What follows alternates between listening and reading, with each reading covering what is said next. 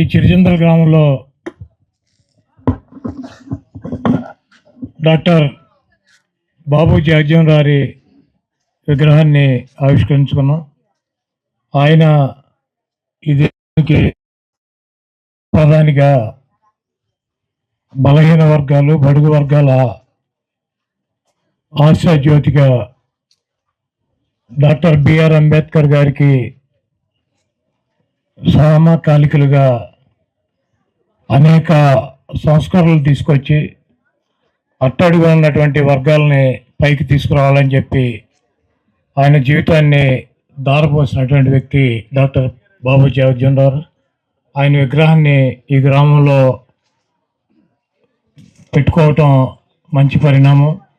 ఈ విగ్రహ ఏర్పాటు చేసినటువంటి ఈ గ్రామంలో ఉన్నటువంటి పెద్దలకి, అదేవిధంగా ఈ గ్రామాన్ని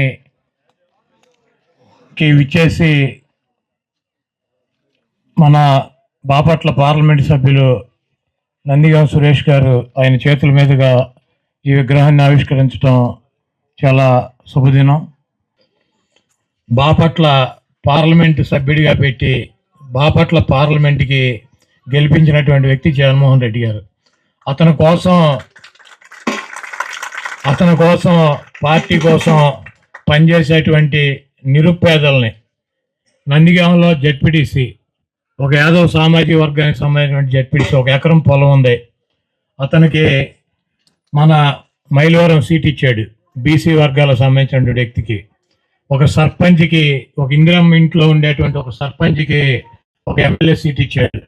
ఒక జెడ్పీటీసీ, ఒక ఎంపీటీసీకి, నిరుపేదకి పార్లమెంట్ అసెంబ్లీ సీట్లకి తీసుకెళ్ళి ఇచ్చి గెలిపించుకొని వాళ్ళ తీసుకువెళ్ళి రాజ్యసభలకు పంపించి పార్లమెంటుకు సంబంధించి పేదవాడైనా నీతిగా నిజాయితీగా పార్టీ కోసం ప్రజల కోసం పనిచేసేటువంటి వ్యక్తుల్ని చంద్రబాబు నాయుడు లాగా కాకుండా జగన్మోహన్ రెడ్డి గారు పార్లమెంటుకి అసెంబ్లీకి పంపించి అత్యున్నతమైన స్థానంలో కూర్చోటువంటి వ్యక్తి జగన్మోహన్ రెడ్డి గారు.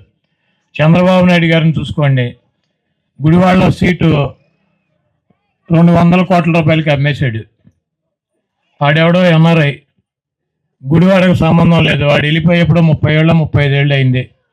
వాడిని తీసుకొచ్చి 200 కోట్ల రూపాయలకి 50 కోట్ల రూపాయల ఫండ్, 150 కోట్ల రూపాయలు ఇక్కడ ఖర్చు పెడతానంటే అమ్మేసినటువంటి పరిస్థితి. ఈరోజు చంద్రబాబు నాయుడు గారు డబ్బులు ఇచ్చే వాళ్ళకి రాజ్యసభలో పంపిస్తాడు, డబ్బులు ఇచ్చే వాళ్ళకి అసెంబ్లీకి పంపిస్తాడు, డబ్బులు ఖర్చు పెట్టే వాళ్ళకి పార్లమెంటుకి పంపిస్తాడు. సురేష్ లాంటి నిరుపేదల్ని, చిన్న కుటుంబాల్లో పుట్టినటువంటి వ్యక్తుల్ని పార్లమెంట్కి అసెంబ్లీకి మంత్రులుగా ఆయన క్యాబినెట్లోకి తీసుకున్నటువంటి వ్యక్తి జగన్మోహన్ రెడ్డి గారు. దీంతో చెప్పేటువంటి ఉద్దేశం పేదల పక్షాన, ఎస్సీల పక్షాన, బీసీల పక్షాన, ఎస్టీల పక్షాన, మైనార్టీల పక్షాన, నిరుపేదల పక్షాన జగన్మోహన్ రెడ్డి ఉంటే డబ్బు ఉన్నటువంటి కోటీశ్వరులను తెచ్చుకుని వాళ్ళకి పదవులు ఇచ్చి ఈరోజు అధికారం వస్తే మళ్ళీ వాళ్ళ కోసమే పనిచేసేటువంటి చంద్రబాబుని ఎన్నికల్లో మీరు బుద్ధి చెప్పాలని కోరుకుంటూ, మరి అంత దూరం నుంచి సురేష్ వచ్చి ఈ చిన్న కార్యక్రమంలో పాల్గొని మా అందరినీ సంతోషపెట్టినందుకు మరొకసారి ధన్యవాదాలు తెలుపుతూ సెలవు తీసుకుంటాం. అదేవిధంగా మనందరినీ కూడా బాధ పెట్టిన వ్యక్తులు వీళ్ళందరూ కూడా.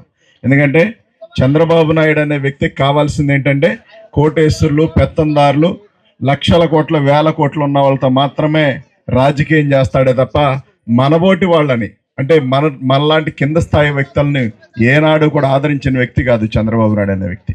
ఆదరించకపోగా మన జాతుల పైన, మన మాదిగలు, ఎస్సీ, ఎస్టీ, బీసీ, మైనార్టీల పైన అక్రమ కేసులు పెట్టి రకరకాలుగా 2014 నుంచి 19 దాకా అనగదొక్కే కార్యక్రమం చేశాడు చంద్రబాబు నాయుడు అనే వ్యక్తి. ఇవాళ అవకాశాలన్నీ చేజారిన తర్వాత మళ్ళీ ఎస్సీలు, బీసీలు, మైనార్టీలు ఏ రకంగా నా దగ్గరకు వస్తారు, ఏదో రకంగా నేను చేజిక్కించుకోవాలని చెప్పి ఎస్సీల గురించి సభలు పెట్టడం, అదేవిధంగా నిన్న బీసీ సభలు పెట్టడం మనందరం కూడా చూసాం. ఇవాళ చంద్రబాబు నాయుడికి జగన్మోహన్ రెడ్డి గారిని ఓడించే కెపాసిటీ లేదు. ఓడించే కెపాసిటీ చాలక ఇవాళ పవన్ కళ్యాణ్ పక్కన, మరో పక్కన బీజేపీని తోడు తెచ్చుకుంటా ఉన్నాడు.